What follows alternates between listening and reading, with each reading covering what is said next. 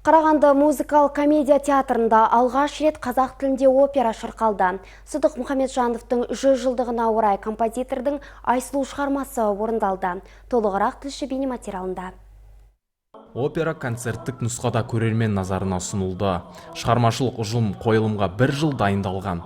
Кеште 8 солист пен 30 адамнан тұратын театр хоры ән шырқады. Денис Кудряшовтың бұл алғашқы рет қазақ тілінде өнер көрсетуі. Қазақшаға икемделу қиын болды дейді ол. Мой герой очень лирический, просто он немножко наивный. Менің кейіпкерім өте аңқау жан. Сюжет бойынша ол достарына Айсұлуды мақтап отырып, өз қалыңдығынан айырылып қала жаздайды. Өте қызық оқиға. Рөліме 1 ай дайындалдым. Ең қиыны қазақша әріптерді анық айту. Дегенмен болашақта мүмкіндік болса, тағы да қазақша шырқар едім. Айсұлу қазақ тарихындағы алғашқы комедиялық опера. Қойылымның сюжеті 20 ғасырдың орта ширегін бейнелеген. Жастық махаббат және студенттік өмір жайлы баяндайды. Ауылда жаңағы еңбек жасап, қазіргі біздің осы заманға бұл тура келіп тұр.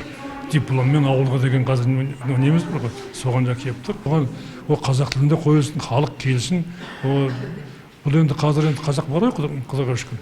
Ана біз оқыған жылдары бұл жерде 15% қазақ болатын. Соның өзінде біз мынау жаңағы драма театр, қазақ драма театрына соған студенттер қалмайды. Қазір болар жау сондай болу керек. Тұсаукесерде арнайы президент кеңесшісі Мәлік Отарбаев көрермен болды. Ұжымды алғашқы қадамымен құттықтап, өз ізгі тілегін айтты. Осы жолғы қойылымды дайындауға арнайы Астана опера театрының шығармашылық ұжымы атсалысты. Режиссердің айтуынша архивтен материалдар алынып, көрерменге жаңа нұсқада ұсынылды. Желаю всех творческих успехов вам.